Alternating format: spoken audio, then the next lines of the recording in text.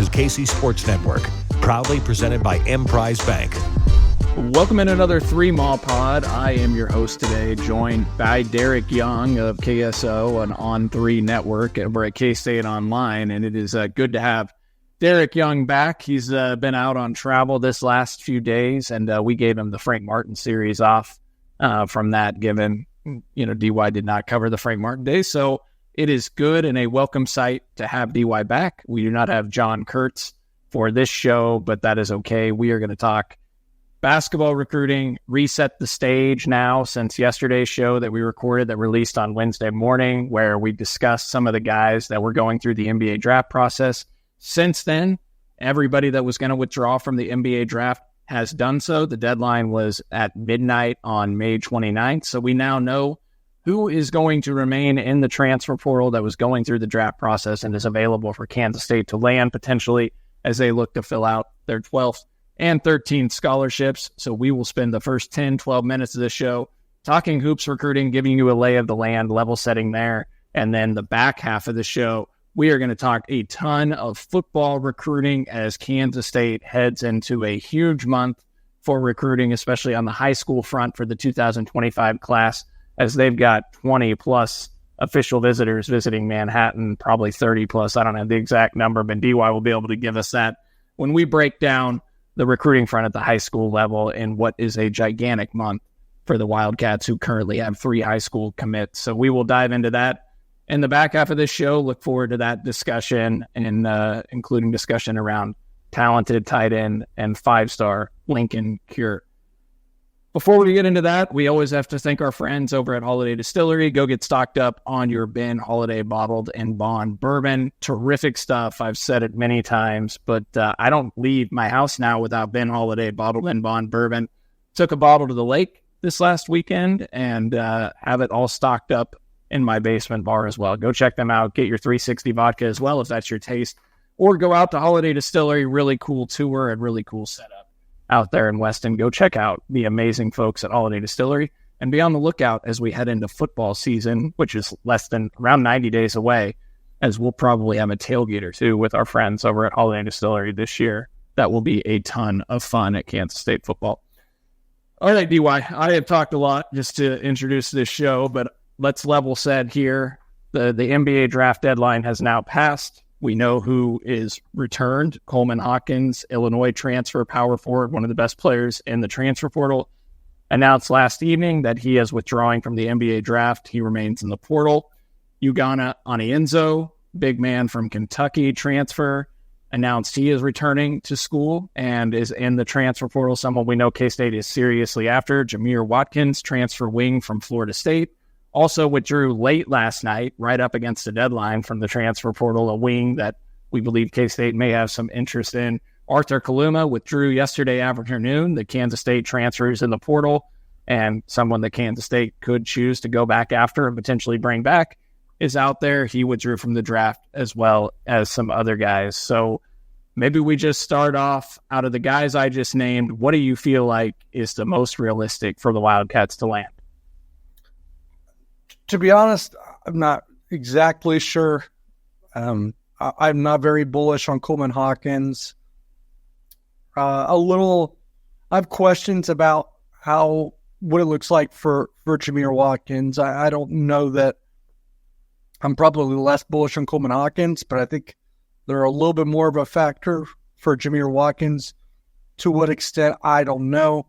So, yeah, I mean, I guess when you handicap it like that, I think Arthur Kaluma is still kind of an unknown, and both sides are still in the feeling out process. So whether to give that one a second run. So, the most realistic, I guess, in that sense, by process of elimination, is Ugonna Anienzo, and especially because North Carolina seems to be content with not going forward with adding any more pieces to their roster. It doesn't mean another team won't come in there and, join the Ugonna sweepstakes, of course.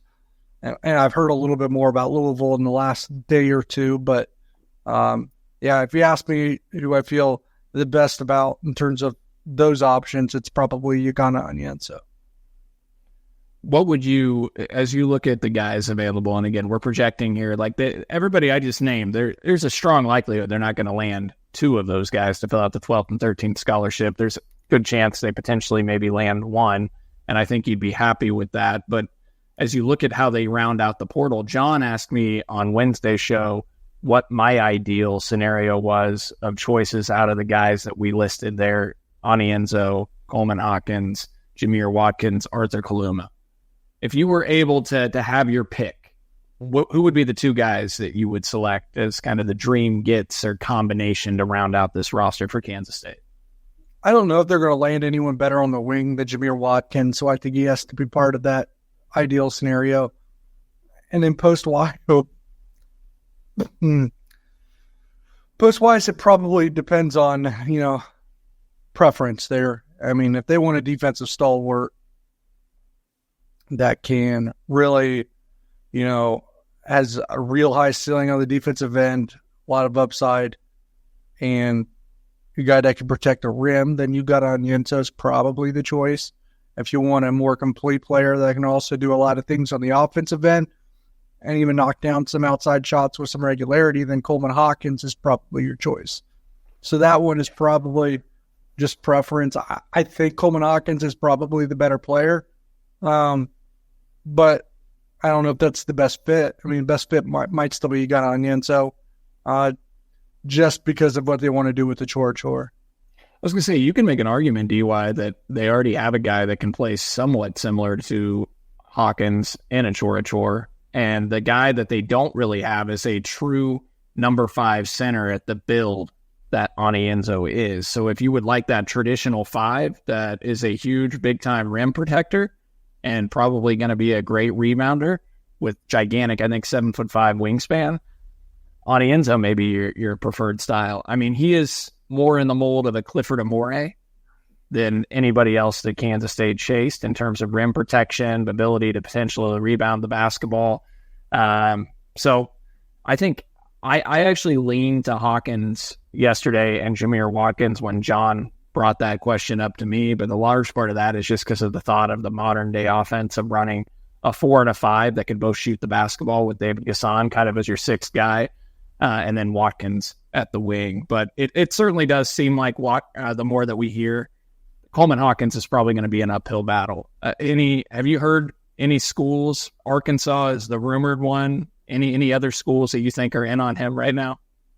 I've heard a lot. I've really only heard of Arkansas. Even the K-State stuff that we heard is pretty subdued and kind of underneath the radar, so to speak, which almost tells you, at least tells me, it makes me suspicious that it might already be done to Arkansas or at least close to it. Yeah, and Arkansas, as I looked DY yesterday, it looked like they only had 8 scholarship guys on their roster. Well, I think Calipari said he's not sure he wanted to have that many to begin with. So, yeah. Oh, it seems like he's focusing in. I mean, the guys they have, it's a pretty talented team, but he is looking for more veteran guys. So he may not look to fill all 13 scholarships, but certainly seems like Coleman Hawkins to Arkansas has realistic probabilities. Anienzo, you already outlined it. Doesn't seem like North Carolina's probably in the picture anymore. Potentially Louisville trying to get in the mix. There was some random Twitter account that tried to tie him to Rutgers. I haven't heard anything about Rutgers. I don't know if you've heard that anything there. I've not. No, okay. I haven't. And Jameer Watkins has been tied to St. John's in Michigan for potential visits. I believe that report came out on Wednesday. If he was Illinois is another one. I think Illinois is going to be in it. I think Louisville could be in it. I mean, I think that one. It seems that one's a lot more wide open. And that's interesting because Louisville, I think, only has 1 spot left. So if they try to get in the mix of Anienzo, but they're also looking at a wing, I'd have to relook at Louisville's roster, but I thought they had 1 spot left. Maybe I'm wrong there. But they've landed like 6 or 7 dudes out of the portal to date. Okay. And then Cedric Coward, doesn't seem like there was ever really any interest. He was rumored a popular name that was being thrown around, not by you, but just by fans in general, including myself, as somebody they'd like. Cedric Coward withdrew from the NBA draft. He committed to Washington State today on May 30th. We already know Miles Kelly, another wing transfer from Georgia Tech, recently committed to Auburn over the holiday weekend. Jalen Wells, a talented Washington State wing, is staying in the draft. Jackson Robinson of BYU withdrew from the draft and committed to Kentucky immediately to follow Mark Pope there. And then we've got Cam Christie, guard from Minnesota, also who is in the portal. He is staying in the draft, probably going to be a first-rounder. Wooga Poplar pulled out of the draft, guard from Miami. He is somebody still available out there. And then Trayvon Brazil, the Arkansas big man transfer, formerly of Missouri prior to that, is also out in the portal. That is kind of an outline of some of the top guys in the portal. But again, most of those guys that I just named, we don't know of any mutual interest between Kansas State. So more to come there, more to follow. Timeline, I think the dead period ends, right, DY, on June 3rd. Is that correct? So yeah, I think it opens back up on Monday. Basically. Monday. Okay, so maybe we start to hear early next week of a potential visitor for the Wildcats. If it was Arthur Kaluma, obviously you probably wouldn't need a visit, as the staff is well-versed on him, and he is well-versed on the Kansas State coaching staff. So we'll see where they go there. We'll have more news to follow on the recruiting front for basketball and in the transfer portal, keep you up to speed, and hopefully have some breakdowns of guys that they are targeting early to mid next week. We're now going to transfer to football talk and the high school recruiting front for a huge month of June. But before we do that, have to tell you, as always, about our friends over at homefieldapparel.com. Go get stocked up with your home field apparel gear. I'm rocking a home field shirt underneath the pullover I have right now, only because I was a little chilly in the office. But otherwise, I've got 15 plus home field apparel items in my closet. Got several of their hoodies, super comfortable. Now, I know it's not hoodie season yet, but in a few months, you're going to be looking to get some K-State hoodies from Home Field Apparel, and they are super soft, comfortable, retro logos, sleek look. Also T-shirts, a K-State basketball shooting shirt, warm-up shirt that John Kurtz loves, that he wants to get his hands on. Some really cool K-State retro hats on their website, along with 25 plus other retro T-shirts and designs, Big 8 champ shirt from 1977, just a lot of cool stuff over there. Go to homefieldapparel.com. Enter discount code 3mall23. Again, that's code 3mall23 when you go to checkout, and you will score 15% off on your total purchase. Go check them out, homefieldapparel.com. We appreciate them as they support us on 3Mall. We appreciate you supporting KC Sports Network by listening to our podcast. You have helped us become the highest-ranked Chiefs podcast network in 2022 and 2023. And don't forget about our daily Substack newsletter, the best written analysis you can find on the Chiefs straight to your inbox every day. kcsn.substack.com. All right, DY, we won't bury the lead here. We're going to start things off with the big name right out of the gate, and that is Goodland tight end Lincoln Cure, who was recently upgraded to a 5-star recruit in the On3 industry consensus. Cure is the number 28 player in the entire country per the On3 industry consensus, and the number 2 tight end in the country, 6'6". Big-time star, won state track in the 110A hurdles and 300 hurdles this last weekend. Pull up my notes, make sure I get all of this right. But yeah, Cure's 110 hurdle time was just 0.12 seconds behind the 3A state record mark set by Erie's Todd Harris in 1982 and Larry Schwalm of Wabaunsee in 1983. He also won the state title of the 300-meter hurdles this last weekend at state track. Phenomenal accomplishment for Lincoln Cure, one of the best athletes in the 2025 recruiting class. And he also announced his final 4 schools are Kansas State, Oregon, Texas A&M, and KU. And he will take official visits to all 4, with Kansas State getting the last, I want to say, DY, June 21st. Is that right? Okay. Where do things stand in Lincoln Cure's recruitment? I know you've been bullish all along that Kansas State would potentially be the pick. Where do you think things are at as we sit here today on May 30th? Not much change. If anyone can beat Kansas State to Oregon, but I still feel like he is definitely K-State's to lose at this point, in my opinion. All right. And I think you also said, though, that you've been just hearing more encouragement. I think you said on KSO that make you believe K-State will likely be the choice. Is that right? Yeah. Just not a whole lot of change. Just more reinforcements. Now, I think Oregon's made this more contentious than maybe it would have been otherwise, but I still think he'll be headed to Kansas State. And I believe it's Derby, and I always butcher his last name. I'm sure. Is it Brahm or Brame? Deshaun Brame. I'm sorry. he visits Oregon the week before Lincoln Cure visits Oregon. Is that right? From the timeline perspective, is there a chance he can take his? I mean, I think Kansas State will be the pick for Cure anyways. I'm not saying like, oh, he's going to take his spot. Cure wanted to commit there anyways, but I think Brain visits ahead of Cure to Oregon. Yeah, I think he's got an ultimate for June 29th, though. So that's right. And if that will come into play at all. But yeah, my pick for Brain would also still be Oregon. Okay. All right. Well, let's look ahead. Lincoln Cure would be the highest ranked recruit, I believe, in Kansas State history. The first 5-star, even Avery Johnson, I don't believe was a consensus 5-star when it came to the recruiting rankings. And Lincoln Cure would be a gigantic, monstrous get, somebody that Kansas State has put a lot of work into, and he's been on K-State's campus several times. He's visiting KU, I believe, this weekend, May 31st to June 2nd, and then we'll go from there with his other visits, with K-State getting the final visit.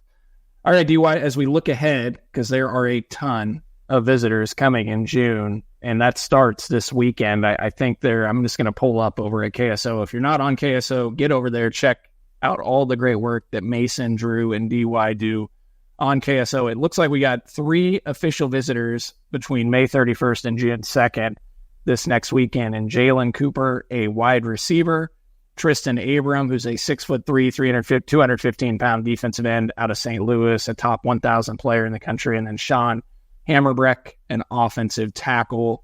Just pulling up the profiles of these guys. I know you probably have them in your own memory, DY. So maybe I just kick it over to you. Out of the 3 guys visiting this upcoming weekend, what do you feel like the Wildcats' chances are? Who do they maybe have the best shot at landing, or who do you like the most out of the guys visiting? Yeah, who I like the most might be Jalen Cooper. I think he's a really wide receiver, and obviously you always want to keep, stocking the skill positions a little bit. I think, he just pushed out his Houston visit and replaced it with one to Texas A&M. So it kind of shows you the talent that we're speaking of on that front. Best chance, it would seem to me, Tristan Abram. He's from St. Louis, and Kansas State's really done a good job in that part of the country for this particular cycle. Already have 2 commits from there in Dylan Duff and Will Kemna. He's been to Manhattan a few different times, seems to be leaning that way. So if you ask me, who do they stand the best shot with, I'd probably pick, the edge player from CBC and St. Louis. That's Tristan Abram. And Jalen Cooper is a 4-star wide receiver. Isn't that right? Am I thinking that correct? I was trying to get his profile to pull up, and my internet's messing with me here, so I wasn't able to get it pulled up. But I believe so. Like SMU and Texas A&M, probably the ones you got to worry about a little bit there. Okay. All right. Well, we're just going to go chronological order here to make this the easiest. Sean Hammerbeck also visiting, as I mentioned, offensive tackle. And then June 7th to the 9th. Looks like we've got, goodness, that's going to be a big weekend. It looks like 1, 2, 3, 4, 5, 6, 7 official visitors that weekend. Now, a couple of these guys are actually 3 of these guys are already committed. Dylan Duff, the first guy that actually committed in this class out of Missouri, will be on campus that weekend. Will Kemna, offensive tackle, one of the better gets that Kansas State's gotten on the offensive line in a while, will be on campus as well. He committed recently. Weston Polk, the safety/linebacker commit out of Texas, also will be on campus that weekend. So you got your 3 commits will be there. And then you've got Leo Almanza, a cornerback out of Texas, I believe. Safety, I'm sorry. Lucas Algier, hopefully I'm pronouncing that right. Algier. All right, I'm butchering these. Algier is a guy, an offensive tackle that Kansas State has recruited for a long time, and somebody I think they really covet. And then you've got Carterius Brown, a wide receiver, and Jackson Blackwell, a defensive line recruit. So DY, out of those 7 guys, actually I'd take away 3. So out of the 4 guys that are not committed that are going to be visiting that weekend, what do you like about them, and maybe who's some of your top guys that you like on that weekend that are visiting? Yeah, I would point to Lucas Algier there. Just like you said, they've recruited him for a long time, so you know how coveted he is by the coaching staff. Kind of about a handpicked choice there from Connor Riley. And then another super standout in terms of just liking them, what they do on the field. For me, I really like Leo Almanza, the safety. So the eminent Algier would be huge additions in my humble opinion. Starting to hear some good things about where they stand with Almanza. They're duking it out with Iowa for Allgaier. That one's kind of swayed back and forth a little bit. I would still maybe lean to K-State, but the wild card, I think, out of these 7-2 would be almost a little bit of a question mark, but just kind of how the tea leaves and how it's unfolded in the last week. I got my eyes on Jackson Blackwell a little bit just because Kansas State just offered him, and he wasted no time in setting up that official visit to Manhattan. All right, Jackson Blackwell, 6'3", 300-pound defensive lineman, not evaluated by some of the recruiting services yet, out of Lorena, Texas, just pulling up Texas Tech, but he's got offers from several Power 5 schools. Looks like Baylor, Texas Tech, Houston, so 3 Big 12 schools have offered him in addition to Kansas State. And then you've got Arizona that's also offered him, and then some Group of 5 schools, Georgia Southern, Arkansas State being one. I mentioned Will Kinma, a guy that's already committed earlier, number 35 tackle in the On3 industry consensus offensive tackle, number 490th ranked player. And then you got Allgaier, who is the number 613 player in the On3 industry consensus in the country, and the number 38 offensive tackle. So the potential to land the number 38 and number 35 offensive tackles in the country on the heels of landing Caden Massey and then Gus Hawkins, one of the top recruits actually in school history as well. When you look at the On3 ranking specifically, I believe On3 had him as the number 52 player in the country. It's also interesting, DY, On3 loves Allgaier. I keep butchering it. No, it's Allgaier. Allgaier. Number 275 player in the country, according to On3 specifically, and number 23 offensive tackle, and number 2 player in the entire state of Missouri. You mentioned DY, you think it's between K-State and Iowa for him. Say it again, sorry. You think it's between K-State and Iowa for him? K-State and Iowa for Allgaier, yes. Yeah. Well, we know Iowa knows how to project offensive line recruits. They've had a ton of success there. Allgaier, 6'6", 260 pounds, a guy that Kansas State obviously really likes. And Almanza, just bringing up his profile again, 6'2", 175 pound. I think you said safety out of Trophy Club, Texas, who also has offers from Texas Tech, Utah, Baylor, Houston, to name a few. So definitely has the pedigree to lure some Power 5, Power 4 offers there as well. All right, we will continue here on down the list. June 14th to the 16th. Before we take a break, we'll go through this weekend here. So you've got Isaiah Mizell from Boone, wide receiver, JoJo Scott, who is a corner, Gio Richardson, another wide receiver, Ryder Peppers, Fort Osage, Missouri, running back. I think Iowa State is the primary competition for him. Brock Heath, Blue Valley Northwest, interior offensive lineman, another really good offensive line recruit, McGuire Richmond, linebacker from Blue Valley. Goodness, DY, this is a huge weekend. You got Julius Sims, who's listed as an athlete on On3, Pierce Mooberry from Millard North, Nebraska, and he's a linebacker, and then Sirius Stinyard, who is another corner visiting. Looks like 9-10 guys visiting that weekend. And I was told we don't have them all. There's even more, is what it sounds like. So that'll be a monster weekend in general. Sirius Stinyard's a guy they really, really, really covet as well. Safety recruit, not a corner, even though he's listed as a corner in just about every service. K-State likes him as a safety, which is not surprising because you have to remember that Kansas State probably recruits a safety position quite a bit differently than most schools.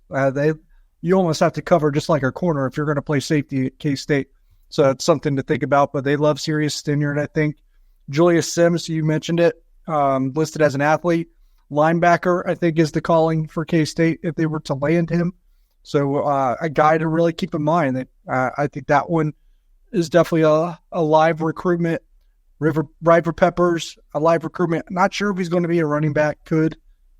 He's probably more athlete in terms of how they're recruiting him than even Julius Sims. As you said, Iowa State kind of a threat there. And, one of my favorites on this list is JoJo Scott. He is a corner recruit for K-State. So if they were to land him, I think that would be huge. I really like JoJo Scott quite a bit in terms of what I'm kind of looking for, chances-wise. I would just say the Heath and Richmond recruitments are pretty important just because, outside of Lincoln Cure, maybe Keaton Jones, maybe McGuire Richmond, maybe Brock Heath.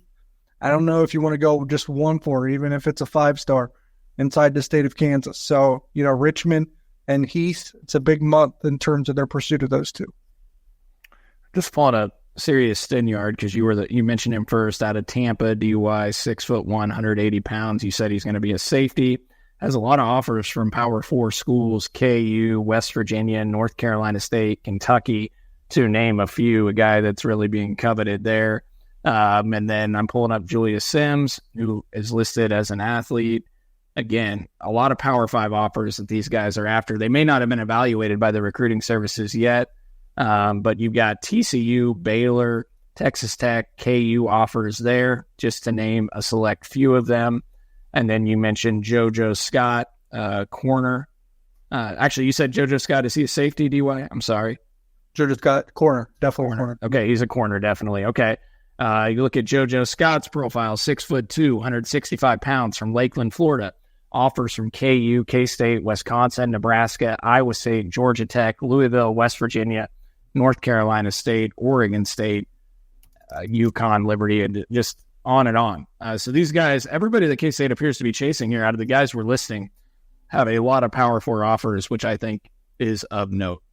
Okay, we will come back here from break and tell you about more in-state recruiting or recruiting at the high school level for Kansas State. Get DY's thoughts on how many commits he thinks the Wildcats will land in the month of June. He had an article up at KSO earlier today that outlined his thoughts and opinions on what he thinks will happen in the month of June. So we'll continue to go through the recruiting weekends, the remainder of June, outline the last couple of weekends there, and then get DY's thoughts on this 2025 class overall and how many commitments he thinks the Wildcats will secure. But we have to, before we go to break, well, we don't have to. We want to tell you about our friends over at PXG Golf. As a golfer for years, I've been hearing PXG say, nobody makes golf clubs like they do, period. Know what? They're right. I went in for a fitting and saw for myself. I truthfully had no idea what was going to happen when I went in for this club fitting. I've never been fitted for clubs before. I play golf. I probably don't play as much as many of you, but I love to play when I'm able to get out there. Not a great golfer by any means. So this was a great experience for me to go in and get fitted and go through that experience. They were so incredibly patient for me. 45 minutes to an hour I was in there, and I just hit probably 100+ balls, only $25 to get fitted for clubs. And if you buy clubs from PXG, they waive that $25 fee as well, and it's built into you acquiring clubs from them. And even if you don't want to buy clubs from them, just go in and get fitted. It's so worth it. Like, honestly, I would just go in there. I would pay the $25 to get fitted and just be able to hit balls for 100+ golf balls and go through the experience of having your swing tracked by the custom analytics and all the advanced analytics that they have there with the spin rate, the loft, the carry, the velocity that you're putting on the ball, the angle that you're hitting each shot, etc. And then all the great adjustments they do is they analyze your swing. There's no pressure. They don't judge anybody by any means. Again, I'm not a great golfer. They just went in there and they helped me. They didn't try to coach up my swing necessarily. If I wanted an opinion, they'd give it to me. But what they really spent the time doing was just analyzing all of my hits and where the ball was going and looking at the data and making adjustments to the club face, the weighting of the club, the driver, etc. I hit irons. I hit a driver numerous times. And by the end of it all, I genuinely say this, like, the ball was going all over the place as I kept going through it. And then on the last 10 swings I took, the ball was going probably 80 to 90% straight and traveling a much greater distance after they made all of the adjustments. So go check out PXG. Awesome experience. Jacob, who was my kind of, I don't know if you call him coach, but just my technician over there that was helping with me at my swing and the club adjustments, was amazing to work with. But I talked to everybody in there while I was in at PXG, and they couldn't have been nicer and better customer service that you could ask for. PXG made me a believer. They'll do the same for every golfer in Kansas City. Visit pxg.com/3mall to schedule your fitting at PXG Kansas City, located at 7517 West 119th Street in Overland Park. Get fitted for any club and you'll get a dozen golf balls free. That's pxg.com/3mall to schedule your fitting. pxg.com/3mall. Limit 1 dozen golf balls per person. Promotion ends June 30th. Other terms and conditions apply. See store for details. We appreciate you supporting KC Sports Network by listening to our podcast. You have helped us become the highest-ranked Chiefs podcast network in 2022 and 2023. And don't forget about our daily Substack newsletter, the best written analysis you can find on the Chiefs straight to your inbox every day. kcsn.substack.com. Okay, so DY, we were talking about Peppers, a running back recruit that may be being recruited as an athlete by Kansas State. Iowa State, I think, is recruiting him potentially as a running back, but that transitions us to the following weekend of June 21st to the 23rd, where Kansas State will have two running backs on campus. Montario Elston, the running back from Arkansas, he'll probably draw some comparisons to some of the smaller running backs that K-State had because he's not big in stature, but he is a dynamic runner. Also has an offer from Arkansas, the home state school. Montario Elston, where do you think stand with his recruitment? I think we've long thought that K-State was at the forefront of the running there. Yeah, I think that they were definitely an overwhelming favorite at one point, probably still are. I'll have to circle back and kind of get the lay of the land in a more updated fashion for him. But you kind of said it in terms of his style and the traits that he has. He might be small, but boy, he's electric on the football field when the ball's in his hands. So one of my favorites of who they are chasing, especially in the backfield. Don't know as much about DJ Dugar. All I know is that Kansas State's hung around for him, so certainly a threat to land him for as much as he's been considering him. Another guy visiting that weekend is a receiver from IMG Academy, and I know there's a lot of mutual interest there. So with Adonis Moise, I don't know how to pronounce that last name. I'm going with Moise, but Adonis Moise, that's somebody to really pay attention to on the Kansas State recruiting front, and a significant guy that they'll have on campus. So I would point to him. I would point to Montario Elston, and obviously Lincoln Cure. So you get some star power that'll be in Manhattan that particular weekend. Yeah, you mentioned DJ Dugar, 6 foot, 205-pound running back, also offers from Arkansas, Oklahoma State, Missouri, TCU, Michigan State, Houston, Washington State, Oregon State, and so on. Obviously a very talented kid. Looks to be the number 51 running back in the On3 industry consensus, a top 100 player in the state of Texas, and the number 618 ranked player in the entire 2025 recruiting class, according to the On3 industry consensus. You mentioned the wide receiver from IMG Academy, just pulling him up, 6'1", 175 pounds. KU offered, UCF, Indiana, Vanderbilt, etc., a guy that K-State covets. DY, it feels like as we're going through this, wide receiver keeps popping up. Is that a position how many wide receivers do you think they are looking to take in this 25 class? They just took a transfer in two in the last, in this past class between Dante Cephas, Trey Davis, Jaquise Bradley Demps. I'm trying to bring up kind of what the roster distribution is. Excuse me. You're going to lose Jackson Cephas. I'm not sure if Bowman would use, an extra year there. So, I could still, it'll depend on what the further attrition is, but I could still see it just being a 2 wide receiver class. I think they're just casting a pretty wide net. Yeah, and I think, so Jace Brown would potentially still be around dependent upon, I think, so we look at 24, he'd be a true sophomore this next year. So by 25, he'd be a true junior at Kansas State. But Keegan Johnson potentially be a guy that had moved on by then. I think he still would have another year of eligibility, but Jaden Jackson. He's a junior this year, so he'll be a senior. The only two seniors that are definitely leaving are Jackson and Cephas. And I know that's a hard question to answer anyways in the era of the transfer portal, because you don't know who necessarily is going to stick around. And K-State has some younger receivers on the roster that are redshirt freshmen and true freshmen as well, as you outlined. So that actually gets us through June 23rd, which I believe is the last of the outline visitors for the month of June that we've got to date over at On3. So DY, I guess I'll let you spill the beans here if you want, but you wrote an article, I think, in your 1-2-3 column or 3-2-1 column piece on On3 today. K-State has 3 commitments currently in the 2025 recruiting class from the high school level. Where do you think they end at by the end of June? Yeah, I would not be stunned if it was at least 12.